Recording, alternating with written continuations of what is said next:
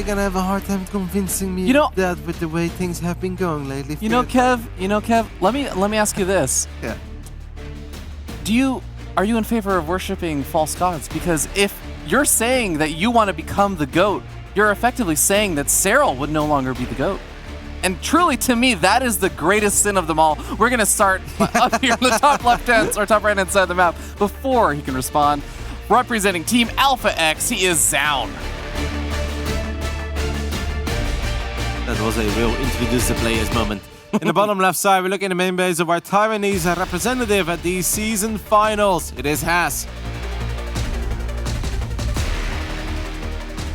I love the visual effect of his glasses on the camera right now. It makes him look like he's got, the pylon Mimas? It looks a little bit like that. And it suits him, let's be real. Yeah. Now, our first game is going to be played on Oxide. I think a lot of you guys at home know the drill by now. Oxide is kind of a unique map in PvP, together with Blackburn, but this one even more. We like to build our first pylon on the low ground, the gateway, and we potentially want to expand quick. But because people want to expand quick, sometimes they're going to try to outdo each other. I'm expanding even quicker until at one point you can't deal with the crazy one-base stuff they throw at each other anymore. And on top of that, the moment that the probe leaves either the natural or the main base and there is a full wall-off, scouting becomes very difficult. And you can't just always assume that my opponent is also expanding. We're both going Stargate. If one of them goes Void Ray, the other one goes Phoenix, obviously big advantage for the Phoenix player. If one of them goes Oracle, the other one goes Phoenix. It's kind of funny because for the longest time we always said, man, Oracle against Phoenix is a default loss. But ever since they changed the armor and it's a bit harder to kill these Oracles, it's actually kind of hard to play with Phoenix against Oracle, which sounds really stupid, but it's a real thing. And a lot of Protoss players will tell you all about it. So we'll keep a close eye on the follow-ups. So far, everything is standard and they both just want to expand.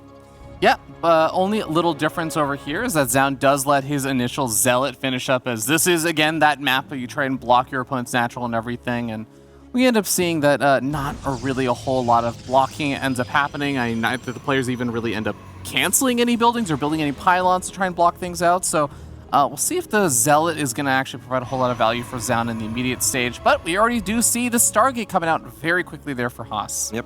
Now, even though this Zealot may seem a little bit useless, and in a weird way it is, if it's a Zealot and an Adept, then the Adept of Haas is going to have to make up its mind what it wants to gun down. And it can actually get a little bit awkward. Zoun has a full wall-off. And might take a look where his Adept is. Yeah, basically has everything on the other side of the map. I don't hate the idea of the temporary full wall, because this is 2 units against 1 unit. This may not seem like a big deal, but this can actually get very awkward for Haas. And one Adept can easily pick up a couple of probes. Oh my goodness, I really don't like where this is going for a Taiwanese Protoss at this point. It's definitely getting pretty awkward, as now the Zealot has been able to pick up another couple of these probes, and now it's just the Adept versus the Adept, but the Adept actually, for Zoun, wins. It has more hit points before it decides to just focus fire down workers. It wants to go for the guaranteed damage, and it is getting a little bit of extra damage. Shades back into the natural. Would love to get one more probe, does not get it. But hey, that's basically an investment of 1 Zealot and killed 5 probes. You gotta be somewhat happy with that. Yeah, it does also end up losing the other Adept, but is still going to be thrilled about that, I'm sure. Now, remember, it was a Stargate opening here for Haas, and he did already have that scouted out very early on. In the meanwhile, we take a look and see that it was, in fact, just additional gateways being planted down there for Zoun. He was, yeah. What really stands out for me here is that super early robo. That's not totally standard. Like, going Stargate into Twilight is fine, but a super early robo too really makes me wonder what Haas has up his sleeve. Now, the Oracle flies into the natural, picks off a sentry. That's going to deny some scouting. Let's not forget, Zoun did not build a Stargate at all. So losing that sentry is actually a pretty big deal, because how is he going to scout? Yeah, it's definitely going to be pretty difficult for him, and we'll see if he decides to warp in another sentry in the near future, if he is going to try and just make sure he gets that scouting information. I feel like especially versus a player like Haas, scouting information is pretty important. Yep. Now that's our... Oh, a Dark Shrine and a very early robotics facility. Haas, you gotta be careful. Take some more hull damage on his Oracle. Dark Shrine has been proxied in the bottom right side, but Zoun is actually getting a relatively early robo. That's a fun start to a PvP. 38 workers apiece. I'm a bit surprised by the amount of gas that Haas has been mining this early into a PvP, but I guess if you want to go Blink, upgrades, and DTs, yeah. Yeah, it's going to be pretty costly in the end. Revelation's going to keep an eye on Zoun's army, but I think what that Oracle would love to be able to do is just keep an eye on the composition, how many of those Stalkers or everything else is being warped in. And eventually, I think he's already been able to spot out the Twilight Council and everything, so he should have some idea this is probably going to be a reasonable follow-up to expect. Now, the funny thing about this is Zoun is fully walled in like we talked about before. So there's not that much ground that Zoun has to cover with that first observer to just prevent the DTs from doing damage. Yeah, but don't you send that first observer to the other side of the map? Did he? No, I mean, it just popped.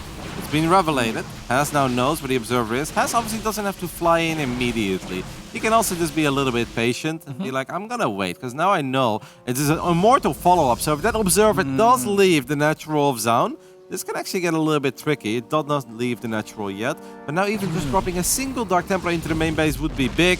Has does end up losing his Oracle. But I don't hate the idea of right now just maybe running one Oracle, one DT into the natural, dropping the other one in the main base. Has some very serious potential here, Fear Dragon. Yeah, he's going to be running in with that Warp Prism right now. The Stalkers have already spotted it there for Zoun. He's pulling his workers away. The DT manages to snag 2 workers, picks up and draws all the Stalkers over here. The Warp Prism gonna get sniped off though in exchange for it. DT in the natural expansion sniping off a handful of workers. Gets 5, but I mean, total, even with the recall, that's not necessarily something I think he's going to think is worth it. Doesn't even get out in time. Yeah, that makes it painful. I mean, other than that, it wasn't like that bad. It obviously is not great to lose your Warp Prism. You don't want to lose the Prism that early, but you still pick off 5 workers for 2 Dark Templars and a lot of lost mining time. It's not the worst trade in the world, but then the moment you also try to recall, that doesn't go off, you lose the Prism. I kind of wish that Has would have just never tried to save that Dark Templar in the main base. Just drop it in on the edge and fly that Prism away.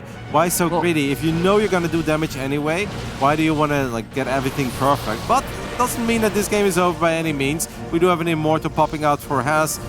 He is a little bit behind on the upgrade, but +1 is about to kick in. It's still a perfectly fine game for Has. It just should have been a bit better than what it actually is.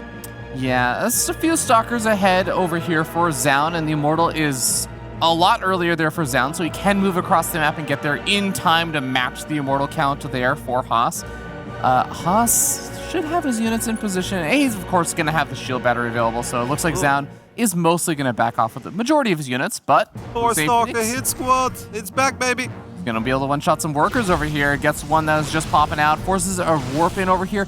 Is he going to do anything with his army on the right-hand side at the same time? No, looks like on the minimap you can see it is backing off. This is good damage though, because Zoun was actually a little bit behind economically. Picks off a Stalker, picks off 5, and he does get a successful recall. Saves each and every single unit. I've always loved the 4 Stalker hit squad. It's such a powerful little tool in PvP. Not much you can really do against it unless you have observers like above your main base if your Has and you know it's coming, then you could potentially wait for it, but more often than not this is just like a tiny effort that actually does quite a bit of damage.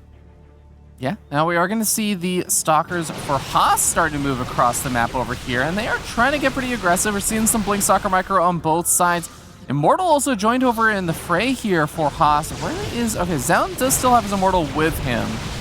It does seem like Haas's army is getting a bit bigger. It's a lot bigger. He just popped in 7 extra Stalkers. I would like to see some crazy blinks from Haas. Maybe we just go for the natural here. We do have a cannon in the natural and the shield battery, but if he just blinks for it, he can make it happen. Fighting up the ramp, that's not gonna work. The Immortal's kind of zoned out, but the Immortal does live, and Haas actually lands a couple of decent force fields. I'd love to see him just close his eyes and go into that natural. I think that's his best shot. He wipes in a few more units. +2 is very close to finishing up for Zoun, and it's gonna take a little while longer for Haas.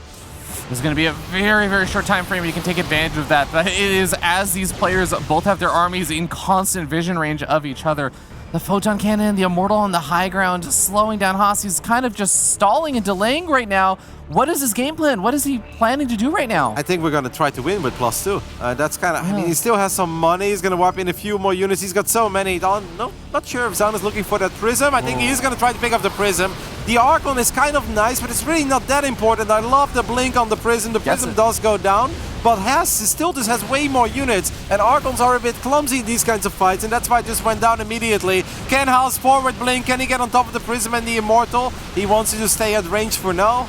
And we see that it's 25 Stalkers left over for Haas compared to just the 12 over here for Zoun. But Zoun is starting to overpower him. The Immortal comes in for the natural finally. Starts adding in some extra DPS. The Zealots with charge, absorbing the blows. And Haas is forced all the way back right now. At the end of the day, Haas still has 21 Stalkers. But I mean, it looks like a lot of the Stalkers having to be warped in back at home. It just slows down. Those snipe off on that Warp Prism was so big. I'm surprised we go for 4 Archons here. I mean, Archons are very tanky, and I guess as long as the Immortals can just do that job, then it's going to be fine. Haz's army is pure Stalkers, and a lot of these Stalkers have already taken a bit of a beating. I really think there was serious potential there for Haz to potentially win it, but I think he had to be a bit more decisive. Obviously, great move by Zoun, splitting off those 5 Stalkers on the left side and picking up the Prism.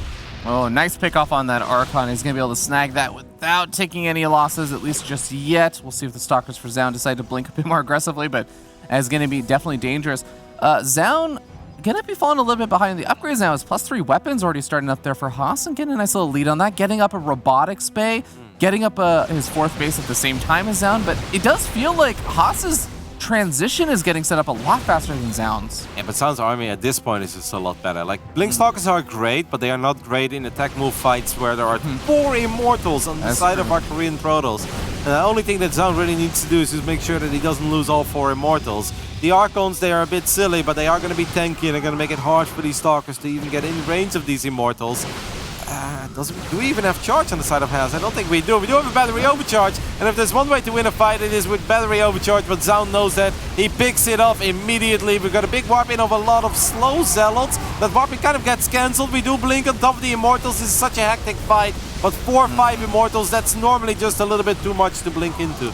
And we're going to see that Haas is starting to falter here. The Immortals and the charge lots doing a bit too much, and Zoun is going to be able to take the first game. Yeah, I really think that Haz had some real potential. Obviously, a pretty decent showing by our Taiwanese Protoss. I think when we went for the Dark Templar drop, we should have just dropped the DT on the edge of the main base and be like, okay, I'm going to lose these Dark Templars, but I'm going to get further ahead because I'm already going up to 3 bases before you do, and I'm going to just settle for the guaranteed damage that I'm going to get here, and that's okay. Losing that Prism was a bit painful, but even after all of that took place, at one point you said it, like 21 Stalkers against 12.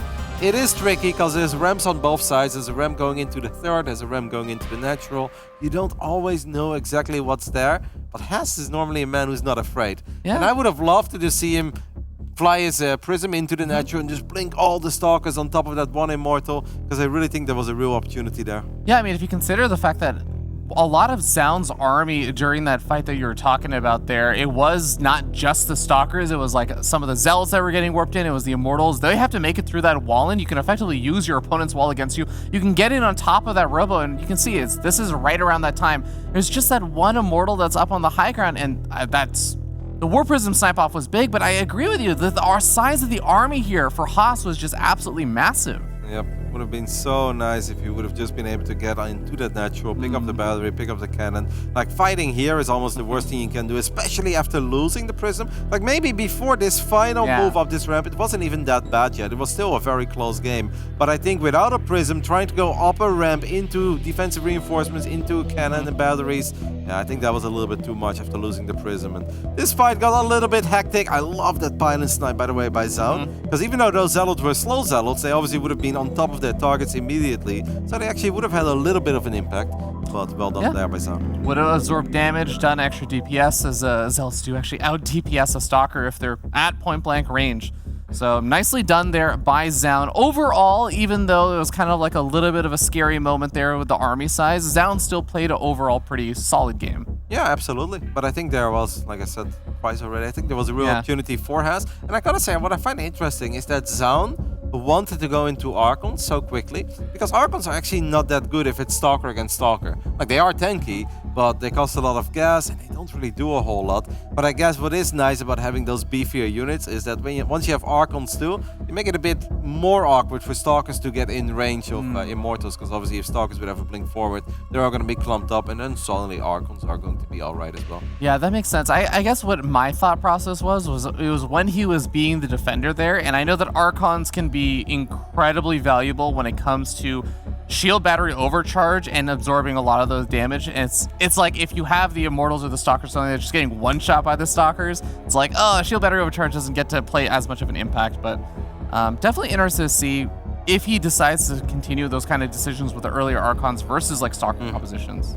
It's always like the Archon in PvP is a real mystery to me, because they're either amazing or they're really bad, right? There are so many moments where it's like, you need Archons here. Without Archons, you're just not going to win this fight. But since Haz didn't really have any Zealots, didn't even get charged, I normally wouldn't want to go into Archons if I was Zoun. I think most pros would be like, no, Archons are not the most important thing here, but it actually kind of worked out for him because it did make it even harder for Haas to kill those Immortals. It did remind me of something like, again, it was Haas versus Trap from last year's DreamHack Summer. So not this year, it was 2020 DreamHack Summer. And I remember the game that he won versus Trap, it did have one kind of oddity, which is Trap was going for like the very typical kind of Protoss transitions. He was getting up into disruptors. He was getting up into like high immortal counts and everything else, getting up Archons and everything. And Haas was just basically staying on that like Stalker Zealot style. And I know that there were a few NA players like Estrella really liked doing that kind of stuff. And it almost reminded me a little bit of that, but like without the charge lots, which I think really can be important if you want to try and play that style out for longer than just the first handful of minutes of the game. Yep. In the bottom right side, we're looking at the main base that of the man that we were just talking about. He has not won a map yet at the DreamHack Masters Fall Season Finals. Can he turn things around? Our Taiwanese representative has. And up here in the top left-hand side of the map, we have our blue Protoss player currently up 1-0 in this best of 3. He is Alpha X's Zoun.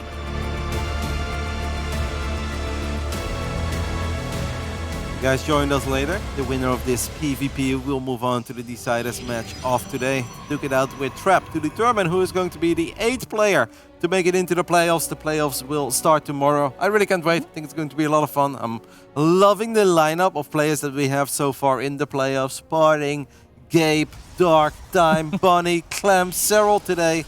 And then Trap or one of these two guys. I think it's, wow, that's funny. I was actually not happy with his gateway position there. Cancels it. He's going to rebuild it. Minus 37 minerals.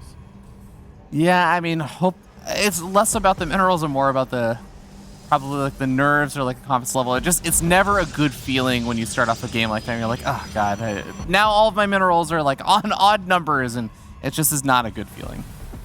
I actually don't pay attention to that, but now that you mention it, oh my god, it bothers you've just ruined me. You've ruined me without me even playing the game, because now I'm gonna look at it. Okay, well here's the trick, all right? If you find that you're on an odd number or something, if you're off by like 3 or so, just build an assimilator twice and cancel it each time. Then you'll be back on a normal divisible by 5 numbers. I'm gonna obsess over this and I'm gonna mess with my build order even more. Funny build, funny wall off here by Zoun. Obviously the Cybercore is very protected, but that pylon is very exposed. Yeah, I've never been a huge fan of like the pylons as a part of the wall kind of situations. Because I feel like if you're ever getting attacked up from like the bottom and there's a bunch of stalkers or immortals or some kind of attack hitting you up through the main, like the pylon is a thing that I feel like you don't want to lose if you can avoid it. And if you just have the double gateways there, it's like those are going to die anyways, so it's better just have a pylon further back. Very early. Stargate has been planted down by our Korean Protoss Zoun. Stargate obviously a very solid choice on Romanticide, a very big map. Also a very forward pylon from Haas inside the natural. Trigate in the natural? No, he doesn't have the probe here anymore. Could still make some magic happen. We have a Twilight Council, could also still be a very early Dark Shore. Ooh, actually, you know what I'd love? If Haas is going for this 4 Stalker opening, if he decides to get aggressive with the 4 Stalkers, pulls the units for Zoun to the front, and then around that time, like Warp Gate's finishing up, you warp in the 2 Adepts and get it like a surprise shade into the main. Something like that could be really cool. I've actually like sometimes build a pylon there and then also build a gateway and a shield battery. It seems like the stupidest thing. That is the dirty way. Yeah, but it's actually pretty good. Yeah. A lot of these Protoss builds are obviously quite greedy, and I think Zoun's build at this point would qualify as quite greedy. 2 Stalkers into Stargate, 2 Adepts, and expanding. Does have a shield battery. The Adepts do see that probe, but they do not want to turn around for it. Hopefully Haas saw it too. Seems like he did. Good Stalker movement here by Haas. Gets a couple of shots off. Should be able to kill 1 Adept. Come on, 1 more shot, and he does get it. I always like to cheer a little bit for the underdog, especially if the underdog is 0-3 today. Okay, it doesn't quite get the wall off into the main base, and the Adept is actually going to shade toward the main rather than anywhere else. So it is going to end up getting picked off over here by the Stalkers eventually in the main base. But did he actually make it far enough in to see the Twilight Council? Yep. All right. Well, has a good idea. And also saw the shield battery, which is going to allow Zoun to make some more informed decisions about that first Oracle. Yep. Earlier today, we obviously saw Has struggle a little bit against the Oracles of Trap. Now, I do think that Trap is literally the best Oracle player in the world. But that defense just looked a bit clumsy. It looked a bit silly. This one should be a bit easier because obviously Has did not go Nexus first. So he has a few more units to work with to begin with. And he's actually going to have pretty damn quick blink. It's 70% done. I don't think Zoun is going to get a whole lot done here with his Oracles. And if he does want to get a lot done, there is a good chance that he's actually going to end up losing them because the Stalker count is high and Blink is going to finish up so ridiculously quick.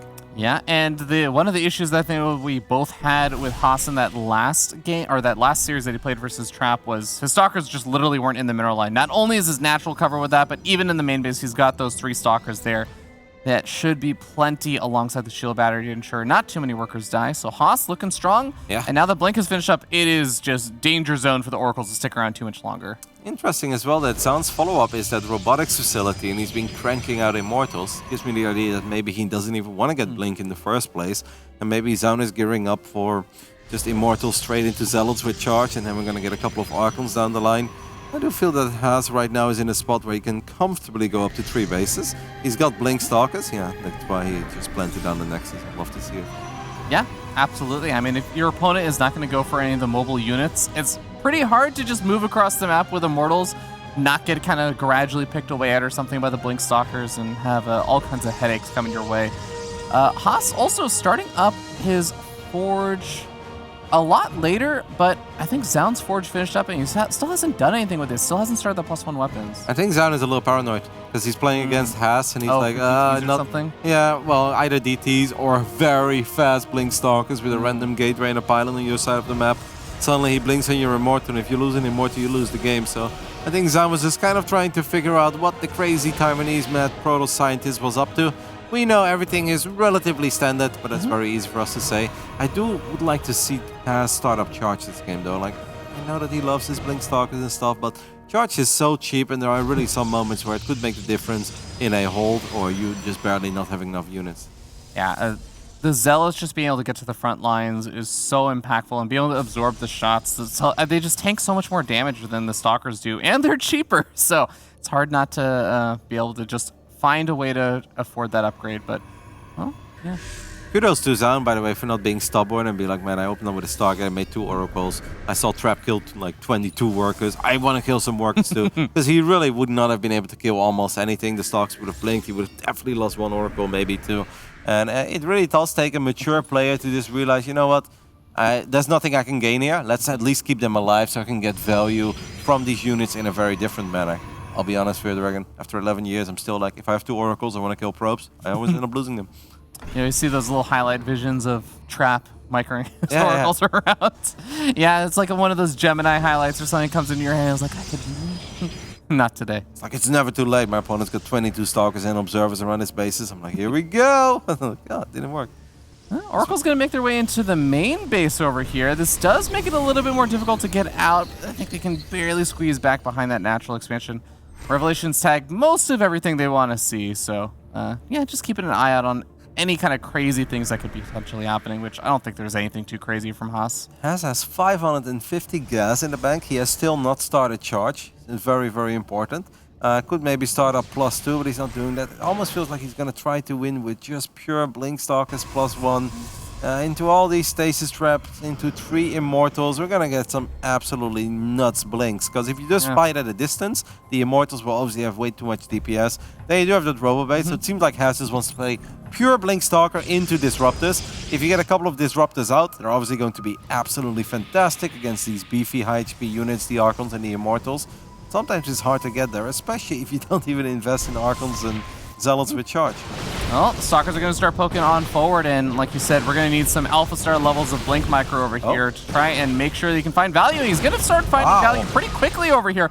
As you were saying before also, Roddy, with no Stalker Blink over here for Zoun, it does make it a lot harder to micro against this. Yeah, he basically has no micro potential. The only thing he can really do is keep his key units alive, and I think he's trying to bait Haas into making a very bad forward Blink. The main reason why Zoun lost it in Immortal and the Archons is obviously because he was busy microing the Oracles on the other side of the map, did pick off a couple of probes. Nice Warp Prism micro, that's going to give him a little bit micro potential, but I don't think that Haas is doing all that bad. Does Haas ever want to do something really wild, like go for those Immortals at this point? The answer is no. Oh, no, pure Poor Stalker got stuck.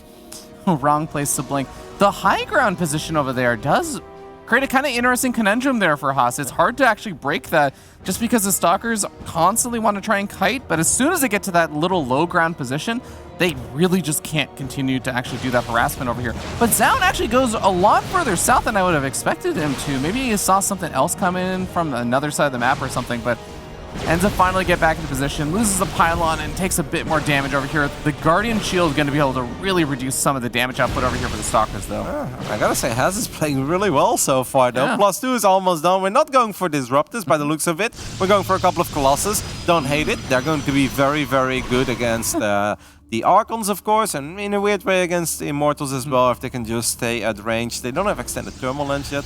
But if we do get Colossus too, then I'd be like, Haz, please get charged, man. It's literally 100 minerals and 100 gas. It really doesn't hurt that much. Yeah, I mean, I feel like we're going back to Wings of Liberty right now, Kev. It's just pure Blink Stalker, Colossus, Zealots. No, those units are terrible back in the old Wings of Liberty days, said many Protoss. But, well, it has just so far just been non-stop Stalkers and a handful, maybe like a sentry here or there, maybe some Hussein scouting information. Haz is like, man, really, you gotta be doing something, because I'm at 4 bases, you're at 3. I'm kind of containing you.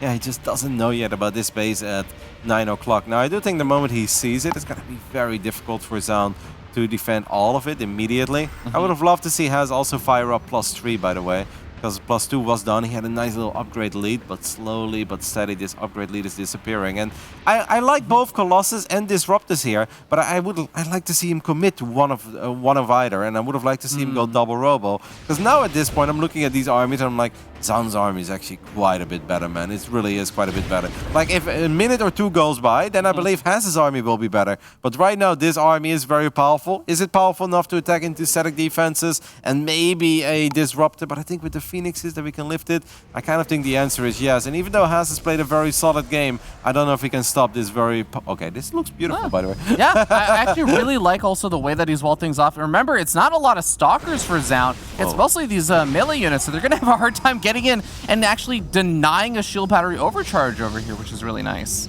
Does warp in 6 Zealots. Haz, I don't know if he knows, he still doesn't have charge. Now, if you just want to survive and tack up to a stronger army, you're going to be okay. I wasn't exactly sure how many static defenses he had, but when I saw those batteries and cannons, I'm like, actually, he's going to be all right. And if he just survives, then I start liking his army again. The only thing I would have liked to see is a second robo. He absolutely had the money for it. He's got the extended thermal lens upgrade at this point. Colossus or Disruptors, it doesn't matter. Both would be fantastic. No, I totally agree, and it's going to be really fun to see how the actual engagement breaks out, because the Colossus can be extremely effective if your opponent is mostly on that kind of Zealot-based army. Even the Colossus, actually, if they are able to do some nice target fire and stuff, they can set off all the Immortal Hardened Shield barriers really quickly. There's a lot of nice things that can happen, but also the Archons are going to be one of the things that Zoun's really going to want to utilize. So, I mean, this is just going to be a very, very strange fight to watch in the sense that there's a lot of ways things can shake out. Yep. Recall is going to be used on all these Zealots. A couple of them will go down. Haz still does not know about his base on the left side yet, I believe, but he may be able to find it real soon as the Stalkers are getting awfully close. Like what he thinks he's going to attack is the 4th base. It's actually going to be the 5th base. Phoenixes want to go for that Prism. They do not get it, and a couple of Phoenixes get picked off immediately. Do we still have that one Disruptor, by the way? There is a Disruptor somewhere for Haz. I don't know where it is, but it's out on the map. Yeah, I think it's actually somewhere with this army. It's underneath all the Colossus, so I hope that Zoun also can see it at some point. It is starting to make its way toward the front lines. These rocks creating such an awkward angle over here because Haas is doing a lot more damage, but he's also a lot more choked up. He's fighting in range battery overcharge. Nice Zealot counterattack, but this army of Haz is still very powerful. That shield battery overcharge is going to run out real soon. We do have one Disrupt. Is he going to blink forward to kill it? Yes, he is. The Archons are going to participate in the fight. I really think Haz's army is quite a bit stronger. Don't forget about the Warp Prism in the back. And we're going to start to see some slow Zealots being warped in over here for Haas. He's starting to back up, allowing his Archons to tank the fire on the front lines. The Immortals, oh, they're still staying alive for Zoun in the back, and the Disruptor gets a great hit off on a lot of the Archons there for Haas. Haas has to back up. He's warping in some more Stalkers. He's trying to get up a handful more units. He's maybe going to be able to pick up another one of these Immortals over here. Snipes off one of the Prisms. It's going to slow down some of the micro potential over here as the Zealots do get warped in here for Haas. Is it going to actually be enough? Oh my god, so these Immortals are so low on HP. Finally, they do go down. The Zealots do come in from the back, but these 4 Colossi are still standing strong. +3 is done for Haz, and he's actually going to do it. He was floating quite a bit of money, but he's gonna warp in 8 more Stalkers, and our Taiwanese Protoss is going to pick up his first map win at the DreamHack Masters Fall Season Finals. I'm happy to see it. An insane series of engagements. A nice blink away from that first disruptor shot. Second disruptor shot just hitting the Colossus. Haas is charging his way to victory without charge, actually, in fact. He's going to be feeling really great about this. A single Zell will do a little bit of damage there, but at the end of the day, beating 4 Colossus, Kev, it really does take quite a bit. Can we take a look at the kill count on these Colossi? I'm going to take a look at it, because they've been going strong for a while, and this is obviously not a PvZ where, you know, they're frying Broodlings or Zerglings or something. Those Colossus were money. See 6 kills, 9 kills, 13 kills, and 6 kills. Well, most of those were pretty expensive units, so over 40 kills, 35 kills pretty much across those 4 bad boys. Really well played by Hasman. I just love how active he was with his Blink Stalkers. This time he didn't take any damage from these Oracles. That's the stuff we want to see from him. We know he's capable of it. He played well. Yeah, I would definitely say one of the more interesting games that we've seen today, with kind of the close, interesting engagements and stuff. And I actually really want to go back to, the Stalker trades over here. Haas's ability to just capitalize on the fact that Zoun skipped Blink. I mean, do you feel like that's something that Zoun's going to look at in this game and be like, maybe I should just skip Blink if he's going to be going for this kind of style? Yeah, I'm not sure. It all depends on how he's going to open, of course. I don't even know what map 3 is going to be. We're going to take a look at it. At this point, by the way, I was really worried for a split second, because you look at those Immortals, they're all still standing there shooting at Stalkers. They have 10 HP. I'm like, oh my goodness, Has, you've got so much money in the bank. 1,900 minerals, 1,400 gas.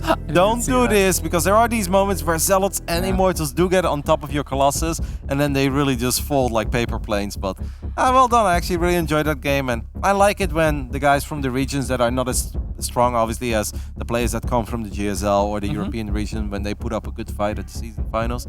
That's what we want to see. That's why we run this tournament. Yeah, not gonna lie, Kev, it's definitely worth noting that every single group has had 1 Korean and 1 non-Korean advance on out. And, well, if Zoun beats Haas over here, it's not going to be the case, because we already had... actually, I guess we had Cyril advance out, so... And we still have traps. Yeah, that's true. Trap Could also still be got a 0 very good Koreans. chance. Sarah and S. That would be a change also. Oh, that would be a spicy way to close out Friday.